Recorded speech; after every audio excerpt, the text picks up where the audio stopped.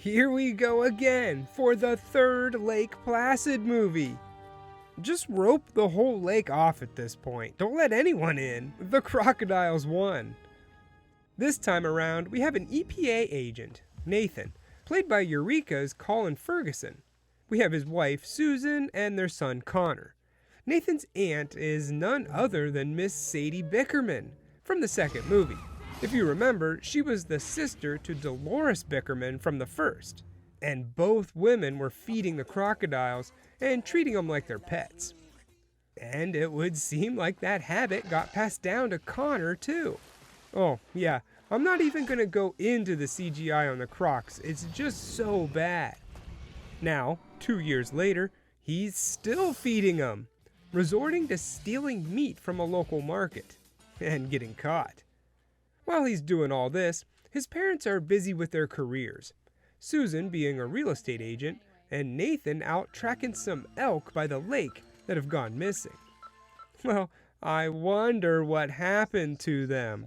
Surely history doesn't repeat itself, and something like, a crocodile hasn't eaten them.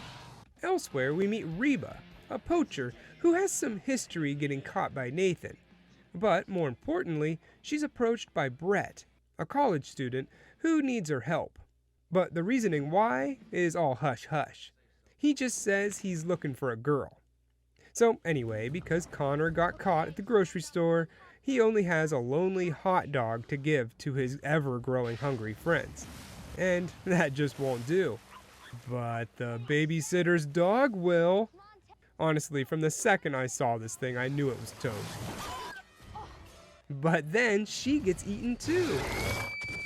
Elsewhere on the lake, we meet another group of kids who are really just eye candy and bodies to be eaten. All but Ellie. She's important to the story. Okay, moving on. Reba's boat flips and her crew are eaten. I didn't even bother to learn their names. It's pretty much just Brett and Reba at this point. And here's where we learn that the girl he's looking for is Ellie. She's here with some other dudes who are trying to smooze her and get into her pants. Well, I don't blame them. But here comes Brett, the good boyfriend, to sweep her off her feet. At least that's what he's hoping for. Reba, on the other hand, seeing her crew are now digesting inside the belly of a croc, couldn't care less. Nathan and the sheriff show up at the cabin. He sees his family inside, but there's just too many crocs, and the guys open fire at him. But they somehow end up blowing up their own boat. They escape and make it inside, where everyone can catch their breath for a minute. Nathan knows that the EPA recently introduced elk into the region, and crocodiles go to where the food is. So, in a way, his department is responsible for all this. But I would say most of the blame goes to Connor, who's been feeding them for the last 2 years. He fesses up about it, and he has the gall to blame his parents, saying that they were too focused on their careers to play with him. What a whiny brat. Nathan knows that their only hope is to get to a car and get everyone to town. But that's gonna prove to be unsuccessful. That's a pretty strong crocodile. Pulled that car in like it was nothing. At least Nathan got out of it first. Reba and Brett make it to the cabin, which is good. They all now have a boat they can use. But Brett has to go and ruin all that by stealing the boat to look for his girlfriend. Which he ends up finding her pretty quickly, so that's good. But then he gets eaten, so not so good. Ellie meets up with the rest. They use Reba's boat to get to the mainland, where they can head into town and call for help, conveniently breaking into the same meat market Connor stole from. But his phone's out of order. Hearing the alarm, Dimitri heads in armed and sees Connor. Oh, it's you!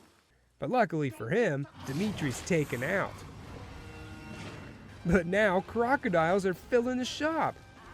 Reba's eaten, everyone runs around for a while, until finally they can make it out the back door and into a truck. But it too is attacked, and they end up crashing into a gas station. Which works out, because Nathan busts out his credit card to buy some gas, pumping it into the last remaining croc, and then blasting it to kingdom come. But of course, you just know they had to leave it open for a sequel. And that was Lake Placid 2. I know I said I wouldn't bring it up, but the CGI is just so bad. At this point, I don't think they used any practical effects at all. And the thing is, a rubber puppet would have actually looked better. Heck, I think this thing would have looked better. The acting is fine by the main characters, bad by the supporting staff, but I especially liked Reba. She always had this mad face and her jaw was always protruding out. It was entertaining. The idea that this is the third time the lake has had problems is just silly. Drain the lake already. But the fact that it's the same family that keeps feeding them is just too far of a stretch. This is obviously a cash grab. Sci-Fi took an actor from one of their hottest shows at the time, Eureka, and forced him to do the best he could. It didn't work. The only reason to watch this movie is to say that you've seen the third Lake Placid. Then your friends will look at you and say, I didn't even know there was a sequel. It's best to avoid this one unless you're a completionist.